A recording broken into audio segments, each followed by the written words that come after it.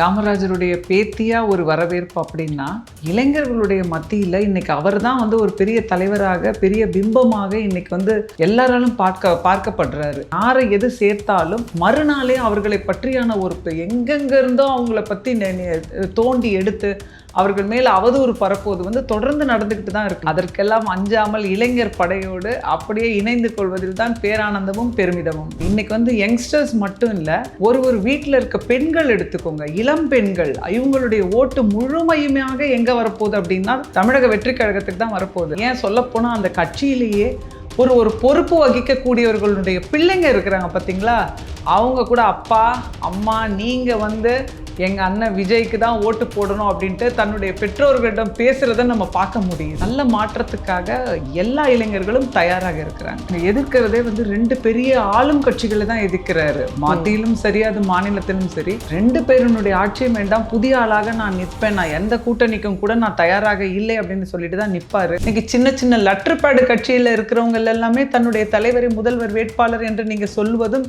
Post அடித்து ஒட்டுவதும் நம்ம பார்க்குறோம். அப்படி இருக்கும்போது இப்படிப்பட்ட ஒரு தொண்டர் பலம், இதை தான் பார்த்து மற்ற அரசியல் கட்சிகள் எல்லாருமே பயப்படுறாங்க. எப்படி இந்த கூட்டத்தை கட்டுப்படுத்துவது அப்படின்னு தெரியாமல் பயப்படுறாங்க. நீங்கள் இன்றைக்கி ஒரு நல்லாட்சின்னு எடுத்துக்கிட்டிங்கன்னா நல்ல குடிநீர் வசதி நீங்கள் எடுத்துக்கோங்க. நம்ம தமிழகத்தில் இல்லாத ஆறுகளே கிடையாது. இந்த ஆறுகளில் இவ்வளோ ஆறுகள் ஓடியோ நம்ம என்ன பண்ணுறோம், இன்றைக்கி வீட்டில் குடிநீர் வந்து பாட்டிலில் வாங்கி குடிக்கிறோம், கேன் தண்ணி குடிக்கிறோம். நல்ல குடிநீரை கூட இத்தனை ஆண்டு காலம் ஆண்ட அரசு மக்களுக்கு இன்னும் சரிவர கொடுக்கல. இது எவ்வளோ ஒரு முக்கியமான ஒரு விஷயம். நமக்கு பக்கத்தில் இருக்க கேரளாவை எடுத்துக்கோங்க, எப்படி இருக்கு அந்த நீர் வளத்தை எப்படி பாதுகாக்கிறாங்க. ஐயாவால் தொடங்கப்பட்ட எத்தனையோ பள்ளிக்கூடங்களை வந்து இன்னைக்கு அரசு பள்ளிகளை எல்லாம் மூடுறாங்க. ஏன்னா அங்கே சரியான ஆசிரியர்கள் இல்லை, அடிப்படை கட்டமைப்பு வசதிகள் இல்லை அப்படின்னு. கல்விக்காக அப்புறம் ஒதுக்குற தொகையெல்லாம் இது கூட செய்ய முடியல அப்படின்னும் போது மக்களுக்காக வேற என்ன செய்ய முடியும்? ஜாதி சமயம் இதெல்லாம் சொல்றாங்க. இத்தனை ஆண்டு காலத்தில் நாங்கள் எல்லாமே ஒழிச்சிட்டோம் வச்சிட்டோம் அப்படின்ட்டு. இன்னைக்கும் இந்த வேங்கை வயல் மாதிரி இடத்துல இன்னும் நல்ல தீர்ப்பு வரப்படாமல் ஒரு மக்கள் வந்து ஒன்றா இருக்கிற இடத்துல குடிக்கிற குடிநீரில் கொண்டு போய் அந்த கேவலத்தை கரைக்கிறாங்க அப்படின்னா அந்த மக்களுக்கான தண்டனைகள் எப்படி இருக்கணும், அந்த நினைப்பு எப்படி இருக்குது இன்னும் அப்படின்னும் போது நம்ம இன்னும் பின்னாடி காலத்திலேயே வாழ்ந்துட்டு இருக்கிறோமான மனசு ரொம்ப கவலை அளிக்கும். சினி ஃபீல்டில் அவர் பார்க்காத வளர்ச்சியோ, அவர் பார்க்காத உச்சமோ, அவர் பார்க்காத பணமோ கிடையாது. எல்லா விதமான ஒரு இதையும் பார்த்துருப்பாங்க, அவங்க ஹையும் பார்த்துருப்பாங்க. எல்லாம் எனக்கு வேண்டாம், நான் மக்களுக்காக வரேன் அப்படின்னு சொல்லி வரும்போது புரிஞ்சு தான் வருவாங்க. நிச்சயமாக மக்களுக்கு என்னெல்லாம் கஷ்டம் இருக்குது, நம்மளால் என்ன அவங்களுக்கு பண்ண முடியும்னு நினச்சி தான் வருவாங்க. அதை நிச்சயமாக நிறைவேற்றுவார். காங்கிரஸ் வந்தால் டிவிகேக்கு எவ்வளோ பலம், வரலன்னா அது பலவீனமாக மாறுமா? இப்போ இருக்கிற நீங்கள் கள்ள நிலவரம் பார்த்தாலே அவர் தனித்து பெரும்பான்மையான வாக்குகளை வந்து நிச்சயமாக பெறுவார். அவர்கள் கூடும்போது எக்ஸ்ட்ரா பலமாக தான் ஆகும். இன்க்ளூசிவ் நியூஸ் தமிழ் நேயர்களுக்கு வணக்கம். இன்றைக்கு நேர்காணலில் நம்ம கூட இணைஞ்சிருக்காங்க காமராஜர் அவர்களுடைய வம்சாவளி பேத்தியான மயூரி அவர்கள். நிறைய கேள்விகள் கேட்க போகிறோம். ரொம்ப இன்ட்ரெஸ்டிங்காக நான் வந்து ரொம்ப நாள் வெயிட் பண்ண ஒரு இன்டர்வியூ. ஸோ நிறைய கேள்விகள் கேட்க போகிறோம், வாங்க பேசலாம். வணக்கம். வணக்கம். வணக்கம். ஸோ ஃபஸ்ட்டு வந்து என்னென்னா, காமராஜர் அவர்களுடைய வம்சாவளி பேத்தி தாவேக்கால இணைஞ்சிருக்காங்க அப்படின்னு சொன்னோன்னையும் எல்லாருடைய பார்வையும் உங்கள் மேலே திரும்புது. ஸோ அப்படி பார்க்கும்போது காமராஜரை கொள்கை தலைவராக விஜய் அவர்கள் எடுத்திருக்கிறாங்க. அப்படிங்கும்போது நீங்கள் போய் அங்கே ஜாயின் பண்ணோன்னையும் இன்னும் கொஞ்சம் கூடுதல் ப்ளஸ் இந்த கட்சியில் வரவேற்பு அப்படிங்கிறது எப்படி இருக்குது? மிக சிறப்பாக இருக்குது. காமராஜருடைய பேத்தியாக ஒரு வரவேற்பு அப்படின்னா இளைஞர்களுடைய மத்தியில் இன்றைக்கி அவர் தான் வந்து ஒரு பெரிய தலைவராக பெரிய பிம்பமாக இன்றைக்கி வந்து எல்லாராலும் பார்க்கப்படுறாரு. அப்படி இருக்கும்போது அந்த இளைஞர்கள் எல்லாம் எப்படி வரவேற்கிறாங்களோ அதே மாதிரி தான் என்னையும் அவர்கள் வரவேற்றார்கள். அதில் எனக்கு ரொம்ப ரொம்ப சந்தோஷம். நிறைய பேர் வந்து உங்களை ஐடென்டிஃபை பண்ணி கேட்டாங்களா, நீங்கள் தானே காமராஜர் அவங்களுடைய பேத்தி அப்படின்னு? ஆமாம், நிறைய இடங்கள்ல நம்ம பார்க்க முடியுது. ஏன்னா கட்சியில் ஃபுல்லாக யங்ஸ்டர்ஸ். ஆமாம் எல்லாருமே வந்து அதை கவனித்து கேட்குறாங்க. நிறைய பேர் வந்து தங்களை இணைத்துக் கொள்வதற்காக நாங்கள் எப்படி வந்து இன்னும் நாங்கள் கட்சியில் சேரணும் நாங்கள் அப்படின்னு சொல்லிட்டு நிறைய யங்ஸ்டர்ஸு, அதுக்கப்புறம் பெரிய பெரிய துறைகளில் இருக்கக்கூடியவர்கள், நிறைய சங்கங்கள் வைத்து கொண்டிருப்பவர்கள், தமிழ் வளர்ப்பவர்கள், அதுபோல் வந்து சமுதாயத்திற்காக ஜாதி சமுதாயத்திற்காக இருக்கிற இந்த சங்கங்கள்லாம் கூட தங்களை இணைத்துக் கொள்வதற்காக தயார் நிலையில இருக்கிறாங்க. ஆனா தாவேக்கால தான் வந்து ரொம்ப ஃபில்டர் பண்ணி எடுக்கிறாங்கன்னுலாம் சொல்றாங்க, அப்படிதானா? அப்படியும் வந்து விமர்சனங்களை எதிர்கொண்டுட்டு தான் வராங்க. யாரை எது சேர்த்தாலும் மறுநாளே அவர்களை பற்றியான ஒரு எங்கெங்க இருந்தோ அவங்கள பத்தி தோண்டி எடுத்து அவர்கள் மேல அவதூறு பரப்புவது வந்து தொடர்ந்து நடந்துக்கிட்டு தான் இருக்கு. நீங்க பாப்பீங்க, ஒருத்தவங்க சேர்ந்துட்டாங்க அப்படின்னா அவங்கள போட்டு எந்த அளவுக்கு கஷ்டப்படுத்த முடியுமோ, காயப்படுத்த முடியுமோ அந்த மாதிரியான விஷயங்கள் எல்லாம் தொடர்ந்து செய்கிறாங்க. அதற்கெல்லாம் அஞ்சாமல் இளைஞர் படையோடு அப்படியே இணைந்து கொள்வதில் தான் பேரானந்தமும் பெருமிதமும். எம்ஜிஆர் அவர்கள் வந்து கட்சி தொடங்கும் போது அதில் சைன் பண்ணவங்கள முக்கியமானவங்க ஒருத்தங்க, அவங்கள நாங்கள் நேர்காணல் பண்ணோம், சவுந்தரராஜன் அவர்கள்.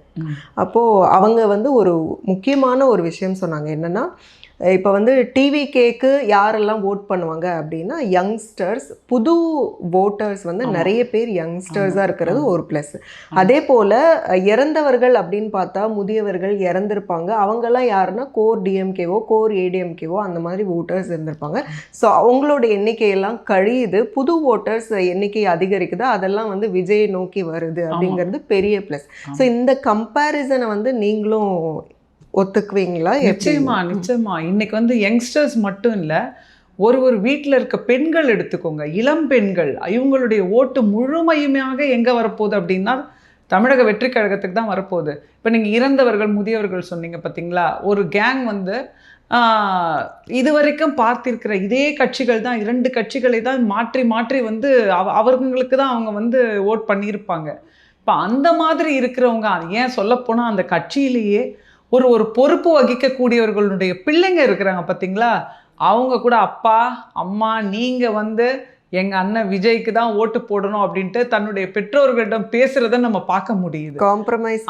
காம்ப்ரமைஸ் பண்ணுறாங்க.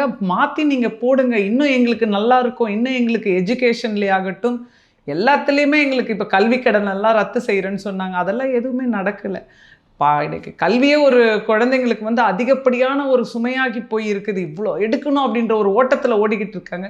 இதில் அவங்க கடனையும் வாங்கி அந்த கடனையாவது தள்ளுபடி பண்ணிடுவாங்களான்னு எதிர்பார்க்கும்போது அதுவுமே நடக்காத ஒரு சூழ்நிலையில் நல்ல மாற்றத்துக்காக எல்லா இளைஞர்களும் தயாராக இருக்கிறாங்க. நிறைய பேரோட சப்போர்ட்டையும் நம்ம பார்க்க முடியுது. அதே சமயம் நிறைய பேரோட அந்த எப்படி சொல்கிறதுனா, விஜய் அவர்களுக்கு அனுபவமே இல்லை, நாங்கள் எதை நம்பி ஓட் பண்ணுறது அப்படிங்கிற அந்த ஒரு சொல்லாடலையும் முன்வைக்கிறாங்க. ஸோ அவங்களுக்குலாம் என்ன சொல்லி, இப்போ இப்போ 2 கட்சிகள் இருக்கு. இத்தனை ஆண்டு காலமாக தமிழகத்தை மாற்றி மாற்றி ஆட்சி செய்து கொண்டிருந்த திராவிட கட்சிகளை நீங்கள் எடுத்துக்கிட்டீங்க அப்படின்னா அவங்களுக்கு வந்து அரசியல் ரீதியாகவும் அவங்க வந்து எலெக்ஷன் நிறைய சந்திச்சிருப்பாங்க, அதன்படியும் அவர்களுக்கு நிறைய அனுபவம் இருப்பது உண்மைதான். ஆனால் பெருந்தலைவர் காமராஜர் அவர்கள் 9 ஆண்டு காலம் ஆட்சி, பொற்கால ஆட்சியை கொடுத்துக்கிட்டு இருக்காரு.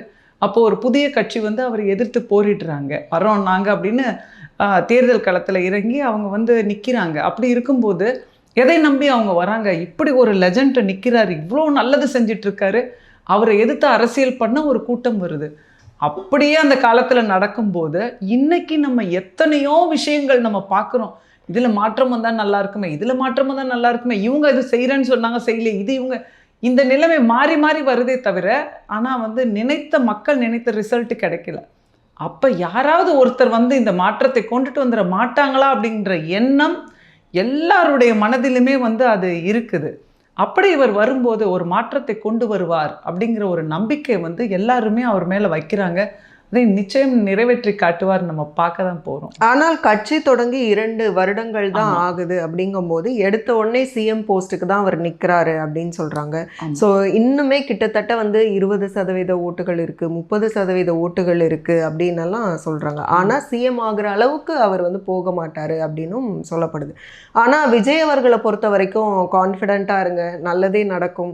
அதே மாதிரி நிறைய விஷயங்களை, அதாவது கூட்டணியே இல்லைனாலும் தனித்து ஆட்சி அமைப்போம் அப்படிங்கிற அந்த கான்ஃபிடன்ஸ் லெவல். ஸோ இந்த டிஃப்ரென்ஸ் வந்து எப்படி பார்க்க முடியும்? அவங்க எதிர்க்கிறதே வந்து 2 பெரிய ஆளும் கட்சிகளை தான் எதிர்க்கிறாரு. மத்தியிலும் சரி அது மாநிலத்திலும் சரி 2 பேருனுடைய ஆட்சியும் வேண்டாம், புதிய ஆளாக நான் நிற்பேன், நான் எந்த கூட்டணிக்கும் கூட நான் தயாராக இல்லை அப்படின்னு சொல்லிட்டு தான் நிற்பாரு.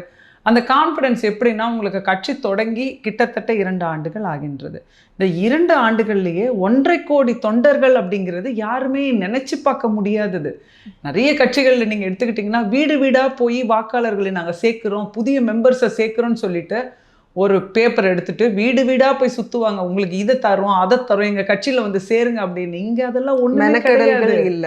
எந்த மெனக்கடலுமே கிடையாது. இன்னும் வந்து கூட்டம் கூட்டமாக எப்படி சேர்றது எங்களுக்கு தெரியலையே, நாங்களும் இதுக்குள்ளே நாங்களும் உறுப்பினர் கடாவது வாங்கிடணுமேன்ற ஒரு ஒரு ஆவலையும் ஒரு எதிர்பார்ப்பையும் நம்ம இன்னைக்கு பார்க்குறோம்.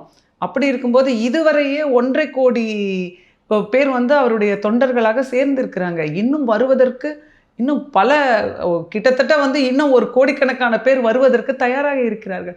இவர்களுடைய வாக்குகள் எல்லாமே வந்து அவருக்கு விழும்போது வெற்றி என்பது 100% வந்து உறுதியானது. அது நமக்கு நல்லா தெரியுது.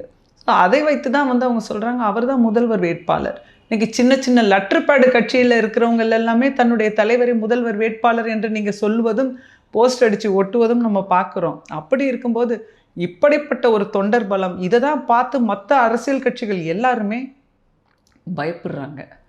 எப்படி இந்த கூட்டத்தை கட்டுப்படுத்துவது அப்படின்னு தெரியாம பயப்படுறாங்க. அதுவும் வாலண்டியரா வராங்க.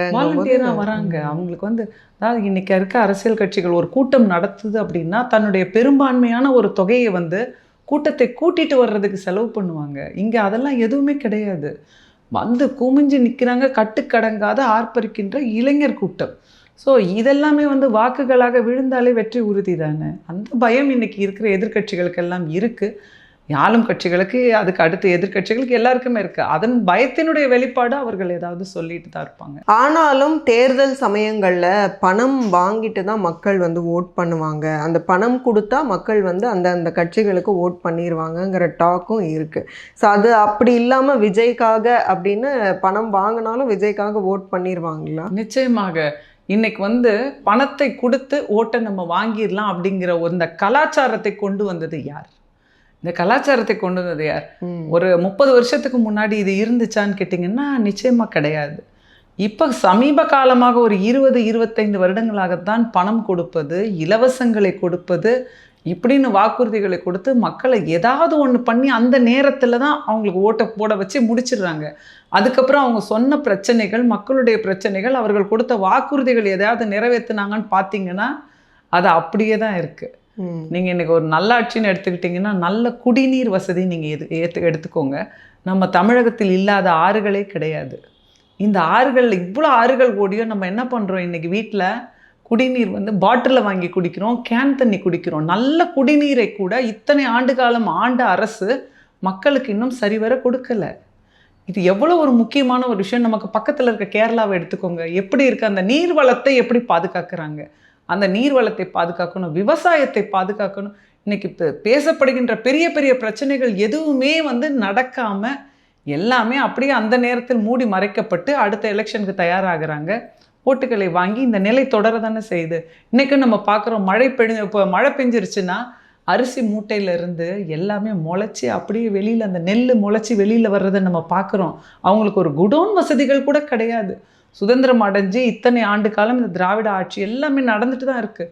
அப்போது ஏன் அவங்களுக்கு அதெல்லாம் செய்து தரப்படாமல் இருக்குது? கல்வி, நல்ல கல்வி எடுத்துக்கிடுங்க. ஐயாவால் தொடங்கப்பட்ட எத்தனையோ பள்ளிக்கூடங்களை வந்து இன்றைக்கி அரசு பள்ளிகளையெல்லாம் மூடுறாங்க. ஏன்னா அங்கே சரியான ஆசிரியர்கள் இல்லை, அடிப்படை கட்டமைப்பு வசதிகள் இல்லை அப்படின்னு. கல்விக்காக அப்புறம் ஒதுக்குற தொகையெல்லாம் இது கூட செய்ய முடியல அப்படின்னும் போது மக்களுக்காக வேறு என்ன செய்ய முடியும்? அடிப்படை வசதிகளான குடிக்கிறது குடிநீர், அவங்க இருக்கிறதுக்கு நல்ல இருப்பிடம், அப்புறம் நல்ல கல்வி, இதுதானே அவங்க சொல்கிற வாக்குறுதிகள். அது கூட நிறைவேற்றப்படாமல் தான் இன்றைக்கி எல்லாரும் 50 ஆண்டு காலம் 75 ஆண்டு காலம்னு தன்னுடைய கட்சியினுடைய அவங்களுடைய கொண்டாட்டங்களை கொண்டாடிக்கிட்டு இருக்காங்களே தவிர மக்கள் அப்படியே தான் கையேந்திர நிலைமையிலே தான் அவங்க இருக்கிறாங்க. அந்த நிலை மாற வேண்டும். விஜய் வந்து நல்லாட்சி கொடுப்பேன்னு சொல்றது வந்து அப்போ இந்த தூய்மையான குடிநீர் இந்த மாதிரி விஷயங்களை அவர் வந்தா நிச்சயமா கொடுப்பாரு. மக்களுடைய அடிப்படை தேவைகள் நல்லாட்சி அப்படின்னு அவர் சொல்றது, நாங்கள் நினைக்கிறது, நாங்கள் பார்க்கறது இதெல்லாம் தான் முக்கியமாக. நல்ல முதல்ல குடிநீர் வசதிகள், சாலை வசதிகள், எத்தனையோ இடத்துல சாலை வசதிகள் இல்லாமல் இருக்குது. அதெல்லாம் நம்ம பார்க்குறோம். ஒரு ஆறை கடந்து கையில் அப்படியே ஸ்கூல் பேக்கெல்லாம் தலையில் வச்சுக்கிட்டு போகிறாங்க. ஆனால் இங்கே சிட்டிஸ்லலாம் போட்ட ரோடையே மாற்றி போட்டுக்கிட்டு இருக்கிறாங்க. இந்த மாதிரி அடிப்படையான விஷயங்கள் எல்லா மக்களுக்கும் கொண்டு சேரணும். மேலும் வந்து இந்த ஜாதி சமயம் இதெல்லாம் சொல்கிறாங்க. இத்தனை ஆண்டு காலத்தில் நாங்கள் எல்லாமே ஒழிச்சிட்டோம் வச்சிட்டோம் அப்படின்ட்டு. இன்றைக்கும் இந்த வேங்கை வயல் மாதிரி இடத்துல இன்னும் நல்ல தீர்ப்பு வரப்படாமல் ஒரு மக்கள் வந்து ஒன்றா இருக்கிற இடத்துல குடிக்கிற குடிநீரில் கொண்டு போய் அந்த கேவலத்தை கரைக்கிறாங்க அப்படின்னா அந்த மக்களுக்கான தண்டனைகள் எப்படி இருக்கணும், அந்த நினைப்பு எப்படி இருக்குது இன்னும் அப்படின்னும் போது நம்ம இன்னும் பின்னாடி காலத்திலேயே வாழ்ந்துட்டு இருக்கிறோமான்னு மனசு ரொம்ப கவலை அளிக்கும். ஆனால் விஜய் வந்தா விஜய்க்கு வந்து அந்த ஒரு பாட்டுல வர மாதிரி ஜாதி மதம் எதுவும் பார்க்காம எல்லாருமே விஜய்க்கு வந்து ஓட் பண்ணுவாங்க அப்படின்னு தயாரா இருக்காங்க. அது வந்து ப்ராக்டிக்கலா அது எப்படி ஒர்க் அவுட் ஆகும்? நிச்சயமா ஆகதானே செய்யும். இத்தனை மக்கள் வந்து எதுவுமே பார்க்காம ஒரு மாற்று தலைவனை தேர்ந்தெடுக்கிறார்கள் அப்படின்னும் போது அந்த மக்களுக்கு நல்லது செய்ய தானே வராங்க. இன்னைக்கு தன்னுடைய சினி ஃபீல்டில் அவர் பார்க்காத வளர்ச்சியோ, அவர் பார்க்காத உச்சமோ, அவர் பார்க்காத பணமோ கிடையாது. எல்லா விதமான ஒரு இதையும் பார்த்துருப்பாங்க, அவங்க ஹையும் பார்த்துருப்பாங்க. எல்லாம் எனக்கு வேண்டாம், நான் மக்களுக்காக வரேன் அப்படின்னு சொல்லி வரும்போது புரிஞ்சு தான் வருவாங்க. நிச்சயமாக மக்களுக்கு என்னெல்லாம் கஷ்டம் இருக்குது, நம்மளால் என்ன அவங்களுக்கு பண்ண முடியும்னு நினச்சி தான் வருவாங்க. அதை நிச்சயமாக நிறைவேற்றுவார். நான் ஏன் இதை கேட்குறேன்னா, இதற்கு முன்பு வரைக்கும் வந்து எந்த ஒரு மாவட்டத்தை எடுத்தாலும் ஒவ்வொரு ஏரியாலையும் இப்போ ஒரு தொகுதி அப்படின்னு நம்ம எடுத்துக்கிட்டோம்னா ஒவ்வொரு தொகுதியிலையும் எந்த சாதியினர் வந்து பெரும்பான்மையாக இருக்காங்களோ அவங்க எந்த கட்சிக்கு ஓட் பண்ணுறாங்கங்கிறத பொறுத்து அந்த ஏரியாவை நிறுத்துவாங்க. அதே மாதிரி அவங்களுடைய வெற்றியும் அதை வைத்து தான் தீர்மானிக்கப்படும்னு சொல்லப்படும். ஸோ அதையெல்லாம் வந்து கிட்டத்தட்ட விஜய் வந்தா அதெல்லாம் இருக்காது அப்படின்னு சொல்றாங்க. இன்னொன்னு டிசைடிங் ஃபேக்டர் அப்படின்னு எப்பவுமே கருதப்படுறது சென்னையும் திருச்சியும், இந்த செக்டார்ஸ். ஸோ இதுல விஜயோட செல்வாக்கு எப்படி இருக்கு? நல்லாவே இருக்கு. சென்னையிலயும் திருச்சியிலையும் நீங்க மற்ற கிராமங்கள், அதுக்கப்புறம் வந்து ஊர் பக்கம்னு சொல்லுவோம், நம்ம சிட்டி இல்லாம மற்ற இடங்கள்ல கூட இந்த தனி தொகுதிகள் நிறைய இருக்குது. இங்கே வந்து இவங்க தான் நிப்பாட்டணுங்கிறது இதெல்லாமே வந்து நம்ம கடந்து போகணும். இதெல்லாம் மாற்றி இருக்கணும். எப்போவோ எல்லாருமே நிற்கிறாங்க. ஒரு மக்களை ஆளக்கூடிய இடத்துல இருக்கிறவங்களுக்கு ஒரு தனித்தொகுதி அப்படிங்கிறது நீங்கள் ஒரு டீ கடையில் ரெட்டைக்குவளை முறை மாதிரி தானே இதுவும். அப்புறம் இதெல்லாம் இருக்கும்போது என்னத்தை இவங்க ஜாதியெல்லாம் முழுமையாக ஒழித்தார்கள் அப்படிங்கிறது கேள்விக்குறி தான். அப்படி இருக்கும்போது எல்லாருக்கும் சம வாய்ப்பு வழங்கப்படும். இங்கேயே நிறைய யங்ஸ்டர்ஸ் இருக்கிறாங்க. இங்கே நடக்கக்கூடிய கூட்டங்கள்லாம், அதாவது பெரிய கட்சிகள்லாம் என்ன பண்ணுவாங்க, அந்த கட்சியில் பொறுப்பு கொடுத்தவர்களை அழைத்து நீங்கள் வந்து இதை பண்ணணும், இந்த நிகழ்ச்சியை நீங்கள் பண்ணிடணும், நீங்கள் ஒரு தெருமுனை கூட்டத்தை போட்டுடணும், இன்றைக்கி வந்து மக்களுக்கு நீங்கள் ஏதாவது நலத்திட்டம் கொடுத்துடணும்னு கூப்பிட்டு சொல்லுவாங்க. ஆனால் இங்கே இருக்கிற தொண்டர்கள் நாங்கள் என்ன செய்கிறது, எங்ககிட்ட இருக்க காசை நாங்கள் போட்டு நாங்கள் செய்கிறதுக்கு தயாராக இருக்கிறோம் அப்படின்னு நிற்கிறாங்க. இதை பார்க்கும்போது எல்லா மட்டத்திலும், அடிமட்டத்திலிருந்து படித்தவர்கள் மேல்மட்டத்தின் எல்லா பக்கமும் அவருடைய வெற்றி கொடி பறந்து கொண்டு தான் இருக்கிறது. இன்னொரு விஷயம் என்னன்னா, காங்கிரஸ் டிவிகேவோட கூட்டணிக்கு வரப்போகிறாங்க. திமுகவுடனான அவங்களுடைய கூட்டணி வந்து ஜான்வரியில் கிட்டத்தட்ட பொங்கலுக்கு பிறகு முறியுது, இப்படின்னெல்லாம் டாக் போகுது. காங்கிரஸ் டிவிகே அலையன்ஸ் ஃபார்மேஷன் அப்படிங்கிறது எந்த அளவுக்கு பாசிபிள்? இல்லை, அந்த தலைமை வந்து காங்கிரஸினுடைய தலைமை வந்து நாங்கள் இப்படி கூட்டணிக்கு வருவோம் அப்படிங்கிற மாதிரி அவர் எதுவும் தெளிவாக தெரிவிக்கவில்லை. ஆனால் அந்த கட்சியில் இருக்கக்கூடிய மற்ற இரண்டாம் கட்ட தலைவர்கள், தொண்டர்களுடைய ஆசை வந்து இங்கே மாறி வந்துட்டால் நல்லா இருக்குமே, இப்படி ஒரு இளைஞர் படை இருக்குது, இன்னும் மேலும் நமக்கு கூடுதலாக நமக்கு சீட்டு கிடைக்கும், அதுக்கான வாய்ப்புகள் எல்லாம் இருக்குது அப்படின்ட்டு அவங்க எல்லாருமே ஆசைப்படுறாங்க. பார்ப்போம் அவங்களுடைய ஆசையெல்லாம் நிறைவேறுதா இல்லையான்னு. நீங்கள் என்ன நினைக்கிறீங்க? டிவிகேவோட அவங்க வந்தால் காங்கிரஸ்க்கு அது வந்து ப்ளஸ்ஸாக இருக்கும்? இல்லை, எல்லாருக்குமே நல்லா தான் இருக்கும். கூட்டணின்னு ஒன்று வரும்போது நம்ம ஒரு 10 பேர் சேர்ந்து போராடும்போது கூட ஒரு 5 பேர் சேர்ந்து வரும்போது அது நமக்கு ப்ளஸ் தானே. அது அப்படி வந்தாங்கன்னா எல்லாரும் போல எனக்கும் சந்தோஷம்தான். ஓகே. ஆனால் காங்கிரஸ் வந்தால் டிவிகேக்கு எவ்வளோ பலம், வரலன்னா அது பலவீனமாக மாறுமா? இப்போ இருக்கிற நீங்கள் கள்ள நிலவரம் பார்த்தாலே அவர் தனித்து பெரும்பான்மையான வாக்குகளை வந்து நிச்சயமாக பெறுவார். அவர்கள் கூடும்போது எக்ஸ்ட்ரா பலமாக தான் ஆகும். அது அவங்க வந்தாதான் பலம் இல்லை. ஆமாம், அவர் வந்தாதான் பலம் நீங்கள் கிடையாது. இங்கே பெரும்பான்மையினார நம்ம பார்க்குறோம். இப்போ ஒரு கூட்டத்தை எடுத்துக்கிட்டிங்கன்னா, கூட்டணி கட்சிகள் வந்துச்சுன்னா தான் ஒரு 100 பேர் உட்கார்ந்துருப்பாங்க. கூட்டணி கட்சிகள் கொஞ்சம் சேர அந்த கூட்டத்தில் 300 பேர் இருப்பாங்க. இங்கே ஆல்ரெடி 1000 பேர் அங்கே உட்காரவே இடம் இல்லாத அளவுக்கு இங்கே நிறைந்து வழிந்து இருக்கிறது இளைஞர் படை. அப்படின்னும் போது வந்தாங்கன்னா கூடுதல் ப்ளஸ் தான். அனுபவம் இருக்குது அவங்களுக்கு, அந்த அனுபவம் இருக்குது. நீண்ட நெடிய கட்சி, தேசிய கட்சி உள்ளே வருவது என்பது சிறந்தது தான். மிக்க நன்றி. நன்றி.